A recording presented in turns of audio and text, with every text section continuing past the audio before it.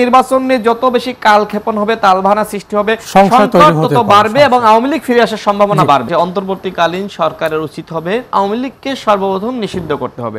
রাষ্ট্র সংস্কার করতে হলে মোটামুটি 15 থেকে 20 বছর সময় প্রয়োজন। বাংলাদেশের নাম পরিবর্তন নিয়ে আপনাদের প্রস্তাবনা ছিল না, এটি আসলে ভুলভাবে যাচ্ছে মানুষের কাছে যে বাংলাদেশের নাম পরিবর্তন। আসলে বাংলাদেশের সাংবিধানিক নাম সেটি যেটি আগে ছিল যে গণপ্রজাতন্ত্রী বাংলাদেশ, সেখানে আসলে ওই প্রজা শব্দ এটি নিয়ে অনেক আপত্তি বিভিন্ন সময় এসেছে।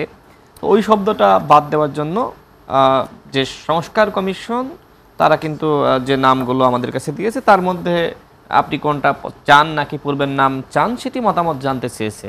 সেক্ষেত্রে আমরা বলেছি যে বাংলাদেশের সাংবিধানিক নাম গণতান্ত্রিক বাংলাদেশ হতে পারে, কিন্তু যদি বাংলাদেশের মানুষ অধিকাংশ মনে করে না আগের নামটাই সাংবিধানিক নাম থাকবে তাহলে কোনো সমস্যা নেই। যাই হোক, এই বিষয়ে আমার বক্তব্য এখানেই শেষ। আমি আরেকটি বিষয় বলতে চাই, দেখেন সমাধানটা কি? এত সময় তো আমরা তর্ক করলাম, আলোচনা করলাম। সমাধানটা হলো যে অন্তর্বর্তীকালীন সরকারের উচিত হবে প্রথমত গণহত্যার বিচারটা দ্রুত সময়ের মধ্যে শেষ করা, যাদেরকে গ্রেপ্তার করেছে তাদেরকে দ্রুত সময়ের মধ্যে তাদের সর্বোচ্চ শাস্তি নিশ্চিত করা, বিচার নিয়ে কালক্ষেপণ না করা। দ্বিতীয় হলো আওয়ামী লীগকে অবশ্যই এই বিচার শুরু করার আগেই, আওয়ামী লীগ যেহেতু গণহত্যা চালিয়েছে এবং শেখ হাসিনা নিজে নির্দেশনা দিয়েছে, কল রেকর্ড রয়েছে, সুতরাং অবশ্যই আওয়ামী লীগকে সর্বপ্রথম নিষিদ্ধ করতে হবে। দ্বিতীয় হলো প্রয়োজনীয় রাষ্ট্র সংস্কার। দেখেন, রাষ্ট্র সংস্কার একটি ধারাবাহিক প্রক্রিয়া। রাষ্ট্র সংস্কার আপনি যদি বলেন যে 6 মাসের ভিতরে সব হয়ে যাবে, 1 বছরের ভিতরে সব হয়ে যাবে, না, রাষ্ট্র সংস্কার করতে হলে মোটামুটি 15 থেকে 20 বছর সময় প্রয়োজন। চীনের যে উন্নয়ন, আমি কিন্তু চীনে ঘুরে এসেছি চীন সরকারের আমন্ত্রণে।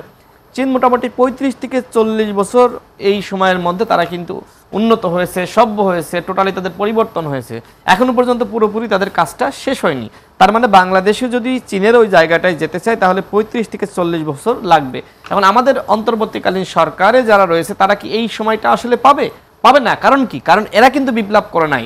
যারা বিপ্লবে সামনে থেকে নেতৃত্ব দিয়েছে, যারা স্টেক হোল্ডার ছিল, তারা সবাই মিলে যদি একটি জাতীয় সরকার গঠন করত তাহলে কিন্তু ওই চীনের মতন 30 বছর 35 বছর সবাই মিলে থাকার সুযোগটা ছিল, কিন্তু সেটা তো হয় নাই। যেহেতু আসলে মানে অধিকাংশ অবিপ্লবী এবং আমলা এবং যারা আপনার অফিসার ছিল বিভিন্ন জায়গায় বা সেনাবাহিনীর সাবেক ব্রিগেডিয়ার, তাদের নিয়ে যেহেতু আসলে সরকারটা গঠিত হয়েছে, এই সরকার যেহেতু অবিপ্লবী, সেক্ষেত্রে এই সরকার চাইলেও দীর্ঘ সময় থাকতে পারবে না।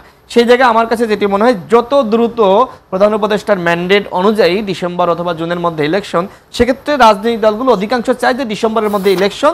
সেক্ষেত্রে আমি মনে করি ডিসেম্বরের আগেই প্রয়োজনীয় রাষ্ট্র সংস্কার, গণহত্যার বিচার করার পরে একটি নির্বাচন দেওয়া। অন্যথায় নির্বাচন নিয়ে যত বেশি কালক্ষেপণ হবে, তালভানা সৃষ্টি হবে, সংকট তত বাড়বে এবং আওয়ামী লীগ ফিরে আসার সম্ভাবনা বাড়বে।